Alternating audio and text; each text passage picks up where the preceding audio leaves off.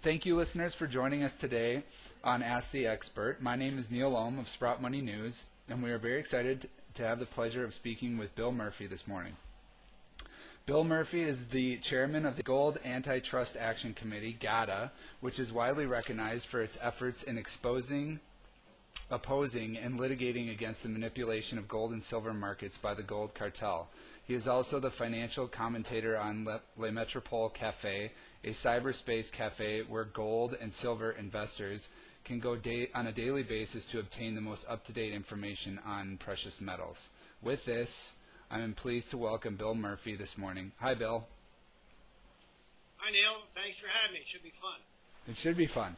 So let's get right into it. A number of questions have been submitted by our clients and customers in Precious Metal Follow, so I'd like to ask you a couple of questions.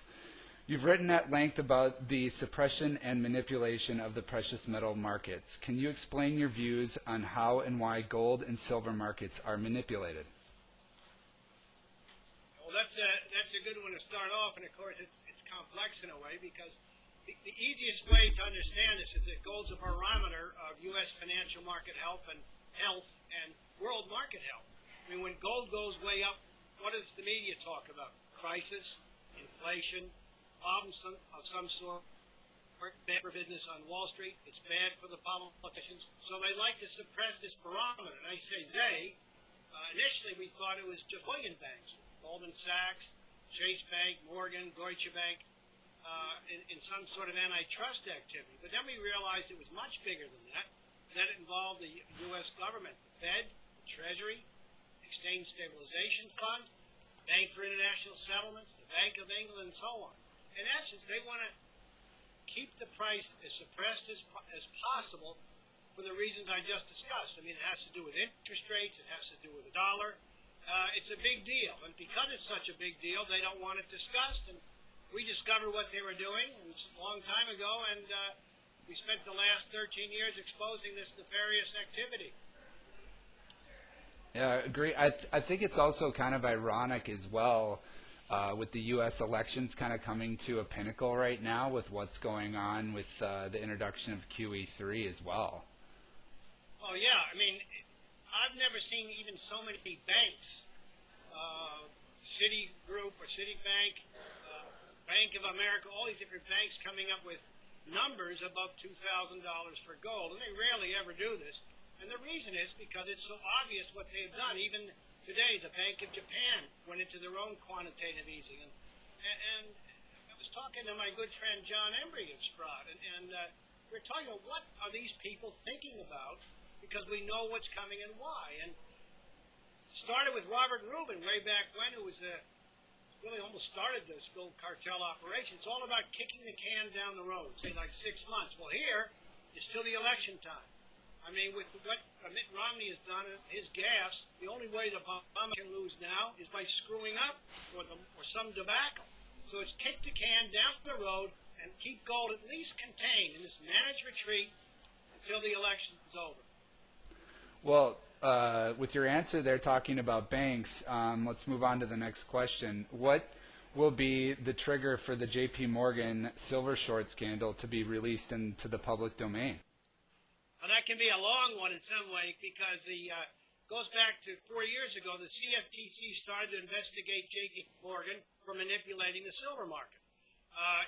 In December of 2000 and I guess it was 8. I met with Bart Shilton in his office and told him exactly what's going on and why. Then in March 25th, 2010, GATA was able to present whistleblower evidence from a fellow named Andrew Maguire, which he had sent the CFTC emails in advance what J.P. Morgan was going to do. It was the best of whistleblowing evidence. The CFTC did nothing about it. The press would not even mention it. I mean, it's just an outrage. Then in early July, with silver around 27, gold was about, 15, 60, 70. I got from one of my sources told me that gold and silver were going to take off in August and go to all-time highs and keep going from there. And said as part of this, J.P. Morgan has a very large problem with their short position. It's related to the whale scandal they had. It's related to the Bear Stearns position they took over. and that there was evidence that this source had seen about what the problem was and how big it was.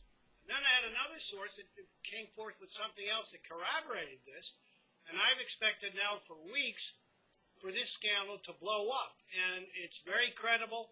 It's very damning against J.P. Morgan. I don't know how it's going to surface and when. I expect it to be imminent, but I sit here every day wondering what is actually going on behind the scenes. But as we all know, these things take longer to develop than you can imagine. Now, in that regard, if I might say, the same source, I'm told that the physical market in silver, to buy it in size, is the tightest that this one gentleman has ever seen it.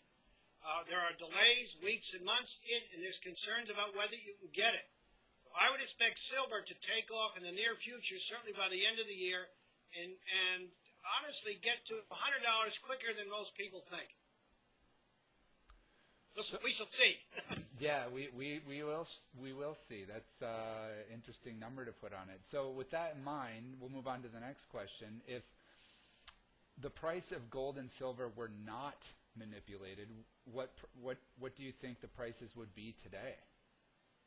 Oh, good question. I mean, you could speak to other people outside of the GATA camp, and they'll tell you that if gold had kept price with inflation, it would be at least $2,500 an ounce right now. Probably more than that, actually, especially with all that's going on.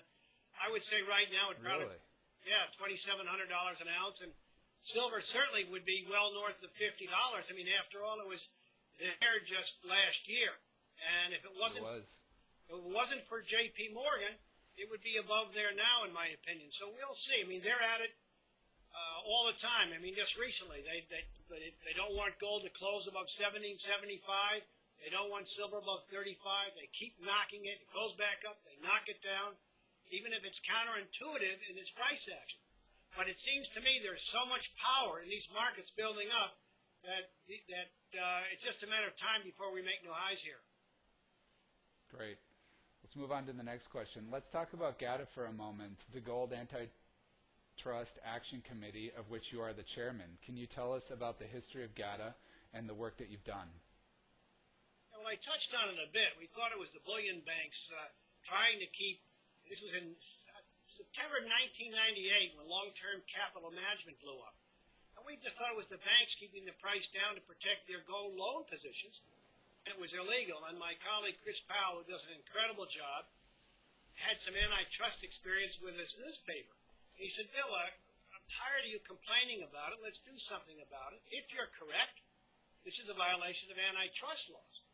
And we got into it in that way. And of interest, the attorney for long-term capital management, Jim Rickards, who's a very public figure these days, wrote us a scathing letter saying they had nothing to do with it. They were not sure, this and that. Well, they were not involved in manipulating the price, which we never charged them doing. We said it was part of the scheme, whether it was a client position or theirs, to prevent gold from going above 300 at the time. And wouldn't you know it, we had a conference last August in London, and one of our speakers, Jim Rickards. There's no way he would have spoken at a GATA conference if we were not correct to some degree, to a big degree. Well, it says a lot there. So GATA has hosted two very successful conferences to bring awareness to the manipulation of the gold and silver markets. I believe one was in Dawson City in 2005, and then most recently in London, England in 2011. Does GATA have any future plans to have another conference? And then I guess a second part to that, if they don't, where can our clients expect to see you speak next? Well, actually, Neil, we've had 4 international conferences. The first first was in Durban, South Africa. Huge success, covered by the broadcasting company down there. We had the mining unions there, gold companies, big people from all over Africa. 5 nations attended. And that was in 2001. Right at the bottom, price was 256. And we had another conference in Washington in 2011. And that was very well attended too, and it was a big success. So we've had 4. The one in, we're proud of all these conferences. The one in London, people were there from 400 people from 38 countries. It was just so much fun. I met the greatest people. And right now, we're just living off of our laurels of that one and letting things play out. But it seems like we end up having one every 3 years, so keep that in mind. And meanwhile, we're still fun. I know some of your people may know that we've been after their butts, as they say, and we actually got a $3,000 check from them for winning part of our case in our Freedom of Information suit, and now we're pursuing other avenues to get information from them. So we're always doing something to try to make this manipulation more public and understood, because eventually it's going to hurt a lot of people. Sure. Can you talk for a minute about the physical precious metals market versus the paper markets? Yeah, well, it's, the paper, also known as derivative markets, is substantial. And there's the trading that's done on the COMEX, then there's trading done behind the scenes in the over-the-counter market, and in London and so on. And the bad guys, as I call them, use the derivative markets to move the speculative crowd, especially the longs, when they want to at certain times. They know what they call stops are, where traders protect their positions by putting in stops, and then they create momentum on the downside and so on. This is what they've been doing for years in the sense of taking money from the public. And the specs get too long, they wipe them out, then they cover it, it goes back up. This is why gold's gone up 12 years in a row. They cannot stop where gold is going eventually. All they can do is manage the retreat, just like they're doing again today. Sure. It says something, too, in also the volume that's traded on a daily basis in paper versus what actually could be in the market from a physical perspective. That's right. It's huge. I mean, even our nemesis, Jeffrey Christian, said the volume traded in gold is 100 times the amount of physical, gold that there is on a daily basis. So this gets into so many questions about what gold is really there, how much has it been encumbered by other parties, how much gold has been sold over and over again. And it's not just fantasy stuff. Years ago, Morgan Stanley was fined millions of dollars for charging clients for silver that they said they were storing for them, and they were not. They got caught. Just like J.P.